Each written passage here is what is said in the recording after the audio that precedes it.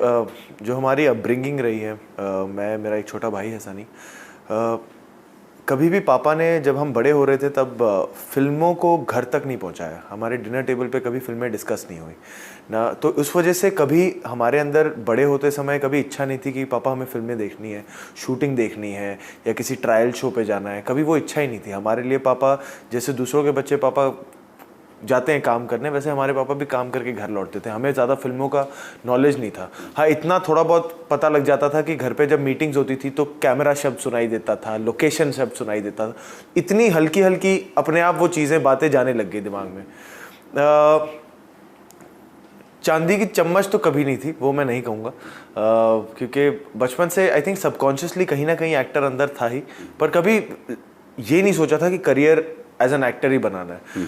पापा से एक चीज़ सीखी है कि आप अपने आज को पूरा जियो, पूरी सच्चाई से जियो। तो जब हम बड़े हो रहे थे तब हमारा काम था पढ़ाई करना, पढ़ाई को सच्चाई से जी रहे थे। नंबर अच्छे आने लग गए, मैथ्स पसंद था तो साइंस ले ली, इंजीनियरिंग करने लग गए। फिर इंजीनियरिंग के दौरान मतलब, और तब तक हमेशा हर साल में, चाहे वो स्कूल हो कॉलेज हो, मैं स्टेज पे हमेशा एक्टिव था। तो जब वो घड़ी आई फैसला लेने की कि इसके बाद क्या करना है, तुम्हें इंजीनियर बनना है या क्या करना है जीवन में, तो तब जब हमारे फैकल्टी ने हमें लेकर गए एक इंडस्ट्री में, कंपनी में, दिखाने के लिए कि ये तुम्हारा फ्यूचर है, और जैसे ही मैंने कदम रखा मुझे पता लगा कि ये ना मैं इसके लिए बना हूँ ना ये मेरे लिए बना है। कौन सी स्ट्रीम में अपनी इंजीनियरिंग की? मैंने इलेक्ट्रॉनिक्स एंड टेलीकम्युनिकेशंस में। तो उस दिन मैंने अपने आप से पूछा था कि यार तुम्हें करना क्या है। उस दिन मैंने पहली बार अपने फ्यूचर के बारे में सोचा था। तो तब मैंने रियलाइज़ किया कि यार करना तो ये पसंद है मुझे। तो तब मैंने पहली बार खुद को एक्टर क्वेश्चन मार्क किया था। और मुझे याद है जब मैंने पहली बार पापा से ये बात शेयर की थी कि मुझे इंजीनियर नहीं एक्टर बनना है, तो पापा बड़े खुश थे कि मैं इंजीनियर बनने जा रहा हूँ। क्योंकि जैसे पापा हैं या दादाजी हैं, दादाजी की पंजाब में होशियारपुर एक डिस्ट्रिक्ट है, उसमें एक छोटे से गांव में एक किराने की दुकान थी। पापा वहीं बड़े हुए हैं। उनका सपना था कि मैं एक इंग्लिश लेक्चरर बनूं पंजाब में, जो वो कभी जी नहीं पाए बिकॉज तभी फाइनेंशियल तंगी थी फैमिली में। तो उस वजह से उनको बॉम्बे आके स्ट्रगल करनी पड़ी एंड डेस्टिनी उन्हें एक एक्शन डायरेक्टर बना दिया उन्हें। तो पापा हमेशा से ये और दादाजी ने ये सपना देखा था कि कभी एक वो आइडियल लाइफ हो जहाँ आप जॉब कर रहे हो, मंडे टू फ्राइडे काम चल रहा है, सैटरडे संडे छुट्टी है, दिवाली की अलग छुट्टी मिलती है, महीने का एक पे चेक मिलता है, वो अब हमारा बेटा जिएगा। तो ये पहला कौशल परिवार में चिराग है जो ये जिएगा जो हमने सपने देखे थे। तो जब मैंने आके कहा कि मैं एक्टर बनना चाहता हूँ तो उनके वो सारे सपने टूटते हुए मुझे दिखाई दिए। तो उन्होंने, पर उनका पहला सवाल ही यही था कि तुम्हें एक्टर क्यों बनना है, क्योंकि तुम्हें लगता है मैं इंडस्ट्री से हो तो तुम्हारा सफर इजी हो जाएगा। तो मैंने कहा, उन्होंने सही सवाल पूछा। हाँ, तो उनका पहला सवाल ये था। तो मैंने कहा नहीं, देखिए मैंने, और क्योंकि ना पापा, हमारी अपब्रिंगिंग ऐसी रही है, उन्होंने सिखाया हमें बचपन से है ना, उन्होंने कभी हार्श रियलिटीज़ हमसे छुपाई नहीं है। तो मुझे पता है घर का एक एक फर्नीचर कैसे आया है, मुझे उनकी जर्नी पता है, जो एक मलाड के 10 बाय 10 के एक चौल के घर से जो शुरुआत हुई थी, जहाँ मैं पैदा हुआ था, वहाँ से अब तक की उनकी जर्नी क्या रही है। तो मुझे पता है कि इस इंडस्ट्री में वो सिर्फ वो ग्लैमर और ग्लॉस नहीं है, इसमें बहुत हार्डशिप्स है, बहुत मेहनत है, बहुत सैक्रिफाइसेस है। आपको काम को सबसे पहले रखना पड़ता है, तब जाके कुछ रिवॉर्ड आप एक्सपेक्ट कर सकते हो। तो मैंने वो जीवन उनका देखा है। तो मैंने कहा कि सिर्फ पापा को मैंने एक बात कही थी कि पापा देखो, मेरे एकेडमिक्स जो हैं, नंबर अच्छे आ रहे हैं, मैं इंजीनियर बन सकता हूँ, पर कभी आगे जाके 10-15 साल बाद जाके मुझे ये रिग्रेट नहीं करना कभी भी कि यार जब मैं 22 का था मुझे करना कुछ और था, पर मैंने पहला कदम ही नहीं रखा, मैंने कोशिश ही नहीं की। तो मेरे मन से मुझे लगता है कि ये मेरी इनर कॉलिंग है कि मैं एक्टर बनना चाहता हूँ। मुझे इस काम में मज़ा बहुत आता है, खुशी बहुत मिलती है। तो I don't mind struggling for the next 5 years 10 years, जितना भी जो भी किस्मत में लिखा हो। तो पापा को लगा इसकी वजह ठीक है, और पापा इस इंडस्ट्री से बहुत प्यार करते हैं। वो कहते हैं आज तक जो भी मुझे मिला है वो इस इंडस्ट्री की बदौलत है। तो मैं कभी किसी को डिस्करेज नहीं करूँगा इस इंडस्ट्री से आने से, बट उसकी वजह सही होनी बहुत ज़रूरी है। तो उस नोट पे मेरी जर्नी शुरू हुई। और रही बात कि कितनी स्ट्रगल हुई है या कैसी जर्नी रही है, 2009 में I passed out as an engineer, graduation ख़त्म की थी, और अगले ही दिन मैंने अपने आप को एक एक्टिंग कोर्स में अप्लाई किया अपने आप को। और मुझे एक्चुअली ये जानना था कि ये क्या सिर्फ ये हॉबी है या मैं ये जीवन भर ये करना चाहता हूँ, एक अपनी लाइफ इसको देना चाहता हूँ। एंड जब वो 5-6 महीने मैंने किशोर नमित कपूर एक्टिंग अकेडमी है यहाँ पे बॉम्बे में, वहाँ पे मैंने बिताए, तो जो मुझे सबसे बड़ी सीख वहाँ पे ये मिली कि मैं श्योर था कि हाँ मैं यही करना चाहता हूँ, मुझे इस अपने काम से इश्क है। और उसके बाद फिर मुझे अनुराग कश्यप साहब के साथ एज एन एडी बनने का मौका मिला गैंग्स ऑफ वासीपुर पे। वो बहुत बड़ी स्कूलिंग रही जब मैंने मनोज बाजपेयी जी, ऋचा चड्ढा, पीयूष मिश्रा जी, नवाज भाई, इन सबको काम करते हुए इन पर्सन देखा। वो मेरी बहुत बड़ी सबक थी और वहाँ से मैंने सीखा कि एक थिएटर का एक एक्टर के जीवन में कितना इंपॉर्टेंस है। फिर उसके बाद मैंने थिएटर 3-4 साल करना शुरू किया नसीर साहब के साथ, मानव कौल हैं, कुमुद मिश्रा और भी काफ़ी छोटे मोटे थिएटर ग्रुप्स थे, उनके साथ करना शुरू किया बॉम्बे में। साथ में फिर ऑडिशंस देने मैंने शुरू किए। ऑडिशंस यहाँ पे बॉम्बे में 3-4 जगह बहुत मशहूर हैं जहाँ ऑडिशन होते हैं। उसे बॉम्बे में स्ट्रगलर्स एरिया भी कहा जाता है। तो वहाँ खूब चक्कर काटे हैं। रोज़ 11 बजे सुबह एक बैग लेके निकलता था जिसमें एक फॉर्मल वेयर होता था, कुर्ता पजामा होता था, एक ट्रिमर रखा होता था और वो लेकर मैं निकलता था कि कहीं भी जो लुक कहोगे मैं उस लुक में आके आपको ऑडिशन दे दूंगा। तो काफ़ी दरवाज़ों पे खटखटाया हूँ और पहला सवाल ये पूछा हूँ कि am I fit for the audition. तो ये सवाल पूछना बहुत ज़रूरी होता था कि क्या मैं फिट हूँ। तो ये सवाल तो ऐसा हो गया था कि ये रोज़ पता नहीं कितनी बार मैंने पूछा है ये। तो काफ़ी ऑडिशंस हुए, सब कुछ हुआ, 3-4 साल ऐसे ही चले और फिर 2013 में मुझे याद है ज़ुबान का ऑडिशन मैंने दिया था। मोजेस सिंह की जो फिल्म थी वो पहली फिल्म थी जो एज अ लीड क्रैक हुई थी और उसके बाद फिर सफ़र शुरू हुआ था। ये जो 3-4 साल जब तक आपको लिए दरवाजे बंद हो रहे थे, तब तक तो फैसला बदलने का भी कभी मन हुआ? नहीं, एक्चुअली नहीं हुआ, पता नहीं क्यों। और जैसे मैंने कहा ना, वो जैसे बचपन में भी ना हम पे कभी वो प्रेशर नहीं था कि तुम्हें फर्स्ट आना है। हमें सिर्फ ये सिखाया गया माँ बाप से कि आप मेहनत करो, आप जो आपका काम है वो करो, सिंसियरली करो, उसके बाद जो रिजल्ट आएगा वो आएगा, उसमें कोई गम नहीं। फिर तो शायद वो इनग्रेन्ड था अंदर कि आप करते रहो, फिर होगा नहीं होगा वो देखी जाएगी। और पापा हमेशा कहते हैं कि अगर तुम पूरी सच्चाई से आज को जी रहो ना, कल अच्छा ही होगा, टेंशन मत लो। तो पता नहीं वो एक सबकॉन्शियसली अंदर बैठ चुकी है, वो घर कर चुकी है बात। और मैं सचमुच इस चीज़ को मैं बहुत पसंद करता हूँ, एक्टिंग करना। तो वो शायद उसी ने मुझे रोज़ एनर्जी दी कि निकलो, आज कुछ नहीं हुआ पर कल फिर निकलेंगे, फिर कुछ करेंगे। हाँ, कुछ दिन होते थे जब आपको वो मंजिल बहुत दूर लगती है कि यार ये पता नहीं कैसे होगा। बट मुझे याद है माँ जब भी खाना खाते थे तो माँ साथ में बोलती, तू क्यों सोच रहा है कैसे होगा, तेरा काम ही नहीं है वो कैसे होगा सोचना, तू करता रहे, जो होगा वो अपने आप संभाल लेगा ऊपर वाला। तो अच्छा, इंजीनियरिंग के ज़मानों में अगर आप याद करें तो एक्टिंग करना है की सोच कैसे आई होगी? मतलब किसी को देखकर या खुद आपने कुछ किया, किसी ने बैकअप किया, कुछ ऐसा? मतलब नहीं, मैं जैसे मैंने बताया, मैं बचपन से स्टेज पे एक्टिव था, चाहे वो डांस हो, चाहे स्किट्स हो, चाहे प्लेज हो, चाहे फैंसी ड्रेस ही क्यों ना हो, मैं कोई मौका छोड़ता नहीं था।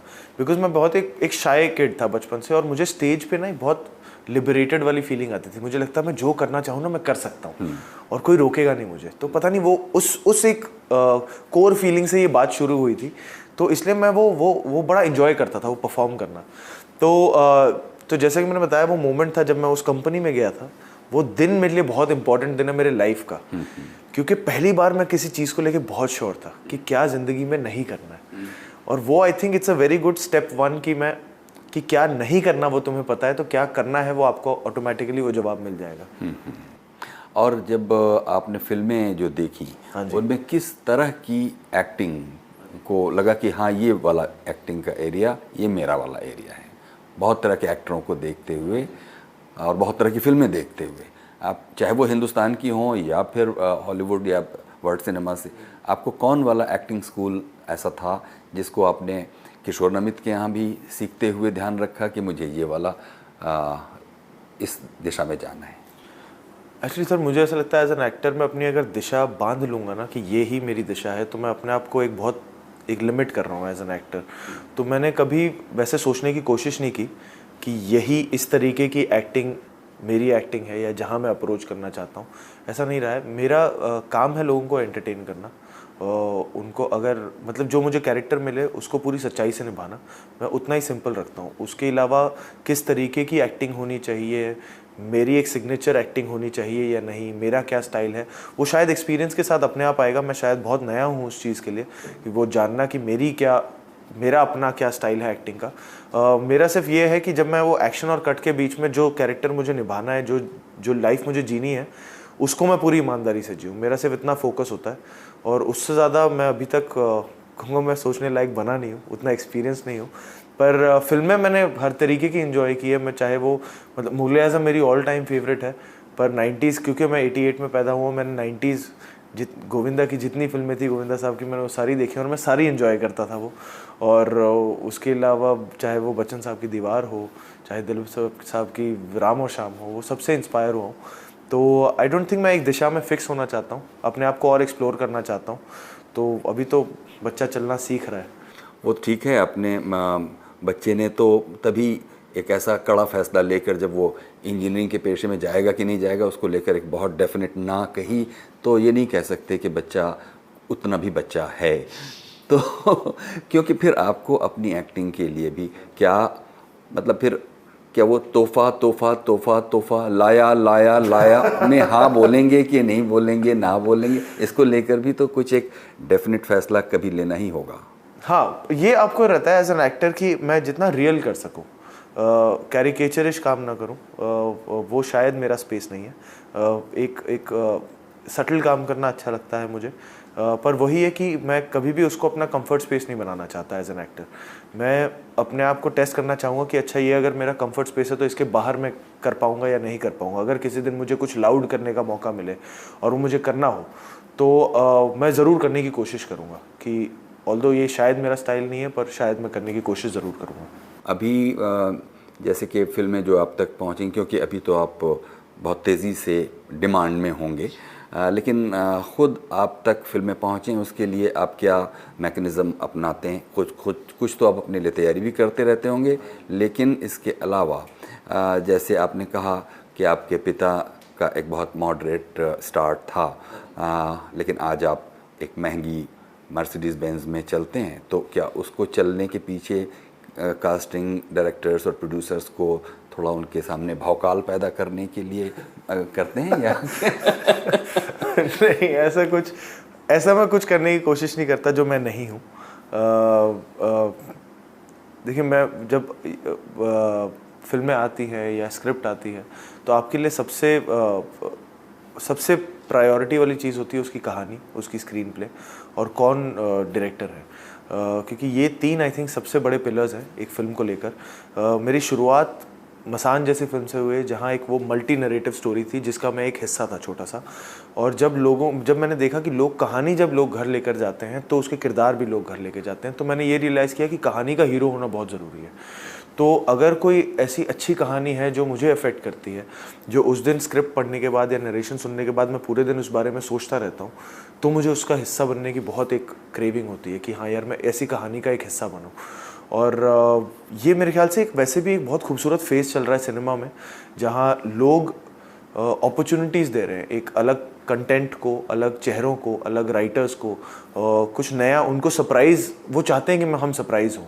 तो शायद उस वजह से मुझ जैसे एक्टर्स को मौका भी मिल रहा है कि ये कुछ अनकन्वेंशनल लोग कहने लग गए, ये एक टर्म आ गया है अनकन्वेंशनल, तो उसमें फॉल करता हूँ। तो वो शायद आजकल वो ट्रेंड में है, तो मुझे भी काम मिल रहा है। बट उससे ज़्यादा तैयारी, मेरा सबसे बड़ा मानना है कि पहली चीज़ तो मुझे ये करनी चाहिए कि एक एम्प्टी स्लेट के साथ अपने डायरेक्टर को सरेंडर कर दूं, क्योंकि मेरा काम है उनकी विज़न में एक हाथ बटाना, वो लोगों तक पहुंचाना। तो पहले उनका विज़न समझना मेरे लिए बहुत ज़रूरी है। तो मैं अपनी स्लेट एम्प्टी करके, साफ़ करके मैं उनके पास जाता हूँ एंड मैं उनको अलाउ करता हूँ कि आप मुझे भरिए, आप ये कब भरिए, आप किसके साथ भरना चाहते हैं, आपका किरदार क्या है, आपकी दुनिया क्या है, आपने क्यों लिखा, क्या सोच के, क्या नहीं लिखा।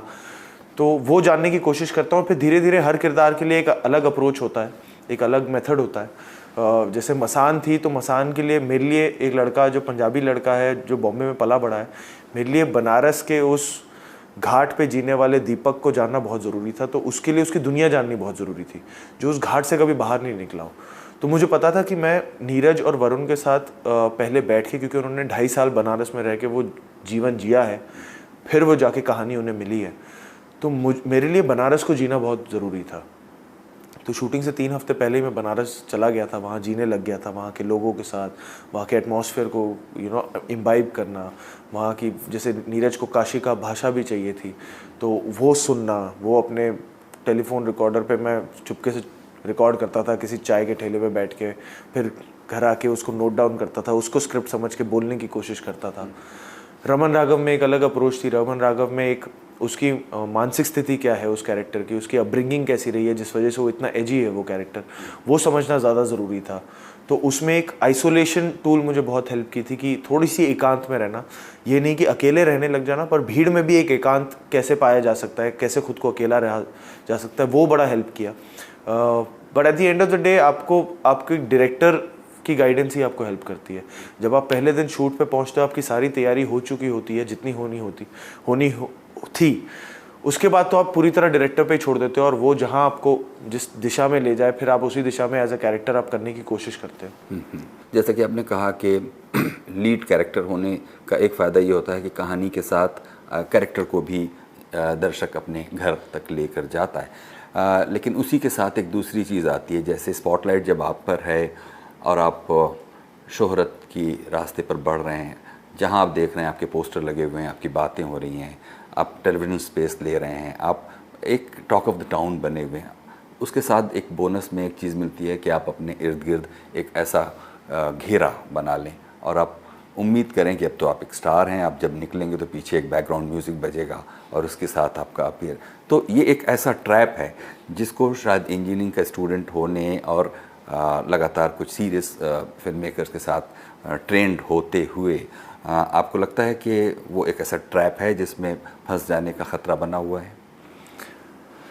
सर ये खतरा तो ऑफ कोर्स रहता है और ये एक बहुत ही निजी चीज़ है कि आप उस ट्रैप में फंसते हो या नहीं फंसते हो। मैं अपने आप को बहुत खुशनसीब मानता हूँ कि मेरे पास एक फैमिली है और कुछ दोस्त हैं जो मुझे बहुत ग्राउंडेड रखते हैं, जो बहुत एक रियल रिव्यू देते हैं और कि कैसे उन्हें मेरा काम लगा या कितनी स्कोप है इम्प्रूवमेंट की। तो मेरे ख्याल से उनकी बदौलत अभी तक उस ट्रैप में मैं नहीं फंसा हूँ और ना ही कभी फंसने की आशा रखता हूँ। और उसके अलावा सर मुझे लगता है ना, ये सक्सेस या फेलियर दोनों में से किसी चीज़ को सीरियसली नहीं लेना चाहिए। आप किस वजह से आपने इस जर्नी पे पहला कदम रखा था वो याद रखना बहुत ज़रूरी है। मैंने रखा था क्योंकि मैं इस चीज़ से प्यार करता हूँ और मुझे इस चीज़ में वो एक्टिंग करने की खुशी मैं जीना चाहता हूँ पूरी ज़िंदगी। और मेरा फोकस जब तक उस चीज़ पे रहेगा तो मुझे ये सक्सेस या फेलियर बाय प्रोडक्ट ही लगेंगे, जो आएंगे और जाएंगे और दोनों आएंगे और दोनों जाएंगे, तो वो मेरे कंट्रोल में नहीं है, यू नो। तो मेरी कोशिश ये रहेगी कि जो मैं एक्टिंग कर रहा हूँ, जो ये प्रोसेस जी रहा हूँ, उसकी खुशी में जीता रहूँ, उसमें मैं खुश होता रहूँ। बाकी ये उसके साथ क्या क्या मिल रहा है क्या नहीं मिल रहा है, मैं समझता हूँ बहुत उसमें डेस्टिनी का खेल है। और उसमें मेरा बहुत कम योगदान है। एक्चुअली एक्टर्स बहुत लाइमलाइट ले जाते हैं इसमें। जो एक्टर को एक वो 10 सेकंड का वो मोमेंट ऑफ फेम मिलता है ना, जब कैमरा रोलिंग एक्शन बोला जाता है और फिर उनको स्पॉटलाइट मिलती है कि वो डायलॉग बोले जो कभी यादगार हो जाएंगे, उसके पीछे 200 लोगों की मेहनत होती है। वो सिर्फ हमारी मेहनत नहीं होती है, वो कई लाइटमैन कोई बहुत दूर ऊपर खड़ा होकर वो लाइट हमारे चेहरे पे मार रहा है तब वो शक्ल दिख रही है। तो वो सब आप जब देखते हो कि इतने लोगों की मेहनत है तो वो आपके सिर तक शायद नहीं जाती कि आप अकेले ही तीसमार खान नहीं हो जो फिल्म बना रहे हो या फिल्म को हिट करा रहे हो, वो सबकी मेहनत है। जो पेशा आपने चुना है विक्की, उसमें हर पल जब भी आपके पास एक नई फिल्म आएगी, एक नई चुनौती आएगी, लगातार एक अनप्रिडिक्टेबल करियर है जिसमें चीज़ें आगे बढ़ती रहेंगी और सीखने का ये सिलसिला ज़िंदगी भर चलेगा अगर आप उसके लिए ओपन हैं। लेकिन अगर आप देखें कि किशोर नमित के एक्टिंग स्कूल से आपने ऐसा क्या सीखा, अगर आप हमें बताना चाहें, जो आपको लगता है कि हाँ वहाँ पर समय गुजारना फ़ायदेमंद हुआ? मेरे लिए सर उन्होंने ना एक बात मुझे कही थी, किशोर सर ने, और सबको ही कही थी बैच में, कि जीवन ऐसे जियो जैसे अभिनय कर रहे हो, अभिनय ऐसे करो जैसे जीवन जी रहे हो। और वो बात मेरे घर कर चुकी है और वो बात मैं कभी ज़िंदगी में भूलूंगा नहीं। तो ये सबसे बड़ी सीख मैं लेके गया था और ये हर दिन जब भी मैं सेट पे होता हूँ ये बात मुझे हमेशा याद होती है और ये I can never thank him enough उस लाइन के लिए। और मैं जब भी उनसे बोलता हूँ या जब भी उनके बैच अभी प्रेजेंट बैच में मिलने का मौका मिलता है, मैं हमेशा कहता हूँ ये लाइन अब आपको समझ नहीं आएगी, पर जब आप आगे जाके सेट पे काम करोगे या जब आप नॉर्मल लाइफ जियोगे तब आपको ये लाइन बहुत याद रहेगी। तो उसके अलावा और जैसे मैंने कहा था, मैं उन 6 महीनों में मैं श्योर होना चाहता था कि यही मैं अपना पूरा जीवन इसको देना चाहता हूँ। तो मैं हमेशा शुक्रगुजार रहूँगा किशोर सर का कि उन्होंने मुझे इस काम से प्यार करवाया है कि उन 6 महीनों में मुझे सचमुच इस काम से इश्क हुआ कि मैं खुद को कह पाया कि मैं पूरी ज़िंदगी इसको देना चाहता हूँ। तो विक्की, हम लोग करीब करीब बातचीत के आखिरी हिस्से में पहुँचे हैं। कोई ऐसी बात जो आप कहना चाहते थे और वो सवाल मैंने नहीं पूछा है, तो अभी आप कह सकते हैं। नहीं, मैं बस कहना चाहता हूँ कि मेरे लिए इट्स अ ह्यूज ऑनर कि मैं आज आपके सामने बैठा हूँ और आपसे गुफ्तगू कर रहा हूँ। और जब मुझे फ़ोन आया था कि इसकी पॉसिबिलिटी है कि गुफ्तगू पे, एंड मैं बहुत खुश था कि जैसे आपने कहा कि मैं